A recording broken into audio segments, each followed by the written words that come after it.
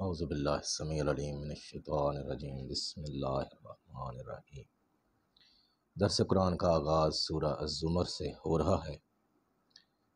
تنزیل الکتاب من اللہ العزیز الحکیم، اس کتاب کا اتارا جانا اللہ کی طرف سے ہے جو غالب ہے، حکمت والا ہے۔ انا انزلنا الیک الکتاب بالحق، بے شک ہم نے اس کتاب کو نازل کیا ہے سچائی کے ساتھ تیری طرف۔ فاعبد اللہ مخلصا لہ الدین، بس اسی اللہ ہی کی عبادت کرو، دین کو صرف اسی کے لیے ہی خالص کرتے ہوئے، یعنی جس میں کسی طرح کا بھی اور شرک شامل نہ ہو۔ الا للہ الدین الخالص، آگاہ رہو کہ دین جو ہے وہ صرف اور صرف اللہ ہی کے لیے خالص ہے۔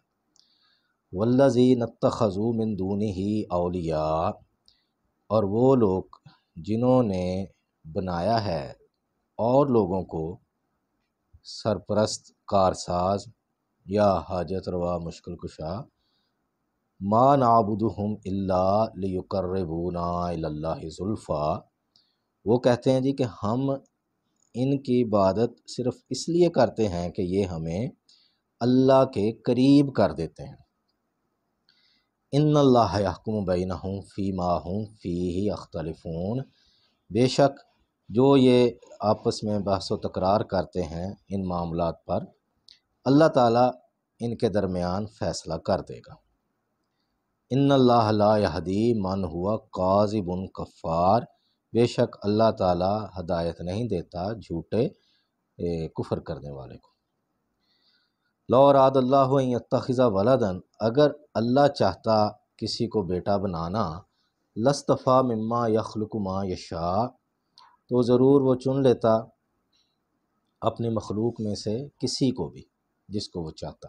سبحانہ، لیکن اللہ تعالیٰ ہر طرح کے شرک سے پاک ہے۔ هو اللہ الواحد القہار، وہ اللہ ایک ہے اور ہر چیز پر غالب ہے۔ خلق السماوات والارض بالحق، اس نے زمین و آسمان کو ایک پروگرام کے تحت پیدا کیا ہے۔ یکور اللیل علی النہار، رات کو لپیٹتا ہے دن پر، ویکور النہار علی اللیل، اور دن کو لپیٹ دیتا ہے رات پر، وسخر الشمس والقمر، اور اس نے سورج اور چاند کو کام پہ لگا رکھا ہے۔ کل یجری لاجل مسمى، اور ان میں سے ہر کوئی چلا جا رہا ہے ایک مقررہ وقت تک کے لیے۔ اللہ هو العزیز الغفار، اور آگاہ ہو جاؤ کہ وہ اللہ جو یہ سارے کا سارا نظام چلا رہا ہے وہ غالب ہے اور بخشنے والا ہے۔ خلقکم من نفس واحدۃ، وہی ذات ہے جس نے تمہیں پیدا کیا ایک نفس سے، ثم جعل منہا زوجہا، پھر اس سے اس کا جوڑا بنایا، وانزل لکم من الانعام ثمانیۃ ازواج، اور تمہارے لیے جانوروں یا چوپایوں میں سے 8 اقسام کے جوڑے بنائے۔ یخلقکم فی بطون امہاتکم، وہ اللہ تمہیں پیدا کرتا ہے ماں کے پیٹ کے اندر، خلقم من بعد خلقن، ایک خلقت سے دوسری خلقت تک، فی ظلمات ثلاث، 3 طرح کی تاریکیوں میں۔ یہ ماں کے پیٹ کا اللہ تعالیٰ نے حال بیان کیا ہے، یہ 1400 سال پہلے، جب نہ سائنس تھی نہ کوئی الٹرا ساؤنڈ تھا، تو اس وقت کی بات اللہ بتا رہا ہے کہ جو ذات اس قدر پیچیدہ نظام کو کنٹرول میں کیا ہوا ہے جس نے، تو اس کے ساتھ اور کوئی کیسے شریک ہو سکتا ہے۔ ذالکم اللہ ربکم، تو یہ ہے اللہ جو یہ سب کچھ کر رہا ہے، لہ الملک، بادشاہت صرف اسی ہی کے لائق ہے۔ لا الہ الا ہو، اس کے سوا کوئی الہ نہیں، حاجت روا نہیں، مشکل کشا نہیں، کام سنوارنے والا نہیں، کارساز نہیں۔ فانا تصرفون، تو تم کہاں بھٹکتے پھرتے ہو۔ ان تکفروا فان اللہ غنی عنکم، اگر تم کفر کرو گے تو اللہ کو تمہاری کوئی ضرورت نہیں ہے۔ ولا یرضی لعبادہ الکفر، لیکن وہ اپنے بندوں کی جانب سے کفر کو پسند نہیں کرتا۔ وَإِن تشکروا یردہ لکم، اور اگر تم اس کی شکر گزاری کرو گے، تابع داری کرو گے، تو وہ اس کو تمہارے لیے پسند کرتا ہے۔ وَلَا تَزِرُ وَازِرَةٌ وِزْرَ أُخْرَىٰ، اور کوئی نفس کسی دوسرے نفس کا بوجھ نہیں اٹھائے گا، یعنی ہر شخص اپنے اعمال کا خود ہی ذمہ دار ہے۔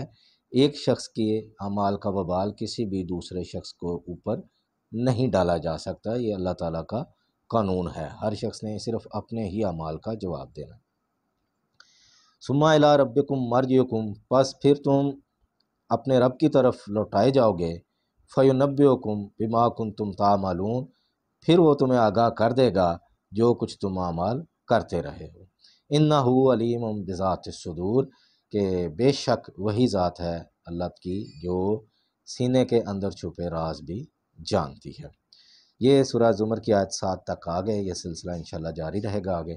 تو قرآن کا یہ جو ہے گروپ جو ہم نے شروع کیا 39 نمبر سورہ سے، یہاں پہ اللہ تعالیٰ توحید شرک سے جو ہے یعنی کہ اس کا منع کرنا اور صرف اور صرف اللہ ہی کی عبادت کو خالص اسی کے لیے کرنے کے یہاں پر احکامات ہیں۔ آگے چند صورتیں اسی موضوع سے متعلقہ ہیں۔ تو قرآن یہ دنیاوی زندگی میں ہماری راہ متعین کرتا ہے، ہمیں ہدایت دیتا ہے، اس میں اللہ نے کہا کہ شفا ہے، یہ رحمت ہے۔ تو اس کو پڑھنا اور سمجھ کر پڑھنا بہت ضروری ہے۔ اس کو اپنے روٹین کا حصہ بنائیں، اپنے خاندان والوں کو، بچوں کو بھی یہ اس کی تلقین کریں۔ اللہ سے دعا ہے ہمیں قرآن سے صحیح معنوں میں ہدایت لینے کی ہمت توفیق عطا فرمائے۔